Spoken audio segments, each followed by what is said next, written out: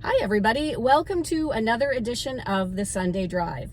The Sunday Drive is sponsored by Midtown Mattress and Home Furnishings in beautiful downtown Lindsay. Now, not only do they have the area's widest selection of mattresses, but they also have some pretty cool home furnishings as well as home decor. So the next time you need something for your home, check out Midtown Mattress and Home Furnishings in downtown Lindsay. Okay, today I'm so excited to welcome Dennis Geelen. And Dennis is the founder of the Happy Accidents podcast. And he is also the author of a book called The Accidental Solopreneur. So we're going to talk to him about that. And we're going to also get a few tips and tricks for creating our own happy accidents. So sit back and relax and enjoy this edition of the Sunday Drive.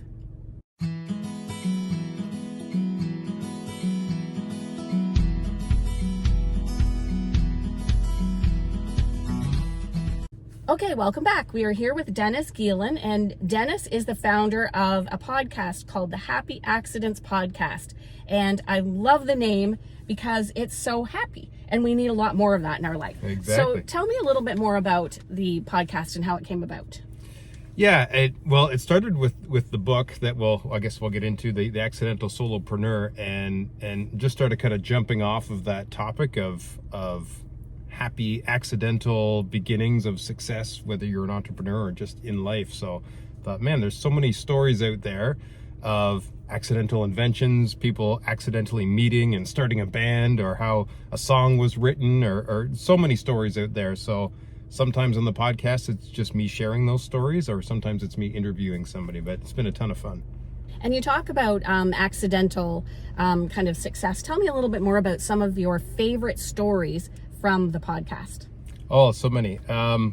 So there's the Spank story with Sarah Blakely, and if you know her background, she actually started as somebody that was selling fax machines door to door. Wow. Yeah, talk about getting outside your comfort zone. And Spanx is a female item, right? Undergarments. Undergarment, yeah, to help us smooth out some of our... Yeah. So, the story with her was she was getting so far outside her comfort zone by learning sales and knocking on doors, and she really started to grow in her confidence. And then one day she was going to a party and she wanted to wear her favorite white pants, didn't have the right undergarment to put under it, so she just grabbed a pair of pantyhose, cut the feet off. Like, this is perfect. Why hasn't somebody did this? And now with all the experience that she'd had and the connections she made, she's like, I'm going to do it.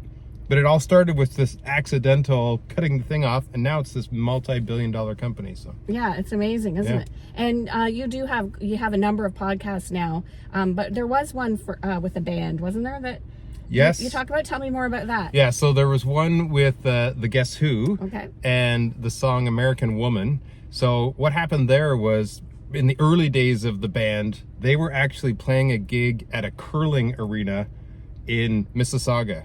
And between sets, the lead singer, Burton Cummings, who was an avid record collector, had agreed to meet this guy outside who had this huge record collection, and because he wanted a bunch of records that he didn't have. Well, he took too long negotiating with this guy. The band was ready to start playing again. They just got up on stage and started jamming. And it was that guitar riff that we know now that just started going, and then he heard the music going, ran on stage, and just started making up those lyrics as they went. Really? Wow. Now it's probably their biggest hit in history, right? So, yeah. That's so amazing. And one thing I like about the podcast and kind of the concept behind it is the positivity, right? Is that something that you search for? Absolutely. I mean, there's so much inspiration and motivation in these different stories, and I always try and convey what are the lessons we can learn from this, and you don't have to be the smartest, you don't have to be the hardest working. You just got to put yourself out there sometimes, and maybe a happy accident will come your way. So in one of your podcasts, you talk about the secret to creating happy accidents. Mm-hmm. What is the secret? I have researched so many different stories now of success, and I kind of boiled it down to a few things. One, serendipity does play a role somewhere. Somehow, some shape, some form. It's not like everybody just says, oh, I'm going to do this, and then they have this perfect plan, and they execute it, and it all works. If that was the case, everybody would be successful, right? True, yeah. There's serendipity in there somewhere. So then it's like, okay, well now, how do you kind of help that along? Because A, we can't control serendipity. Again, if we could, everybody would just do that. But we can influence it. So what I found was there's like this 3-step process that every single one of these stories follows. And the first is you have to set the stage for serendipity. So that's getting outside your comfort zone, trying new things, meeting new people, learning new skills. Sarah Blakely, right? Door-to-door facts. Yeah. So do that. Eventually, you're going to increase your luck surface area and some new unexpected opportunities are come your way. But step 2 is you have to recognize those opportunities. Sometimes we're so tunnel focused on here's my plan, here's my direction, and these opportunities come our way and we don't even see them. So you kind of have to have your radar up. The same idea keeps popping up over and over again, different conversations, maybe that's a sign. Listen to it. Yeah. Listen to your instinct. If an idea lights you up, even though it wasn't what you were planning on doing, maybe you should try it. But then number 3, you have to capitalize on it. And this is where a lot of people fall down is, they might get outside their comfort zone a bit and try some new things. Some opportunities might come their way, but then they're like, yeah, but what if I fail? Oh yeah, what if it doesn't work? Or what if they talk themselves out of it? But every single one of those success stories, the people went for it. And they took, a mitigated risk and went for it. So they talked themselves into it. Exactly. Exactly. That's the way to do it. So you mentioned serendipity, and I was saying I love that word because it's even just a happy word. What is serendipity and how do we find it?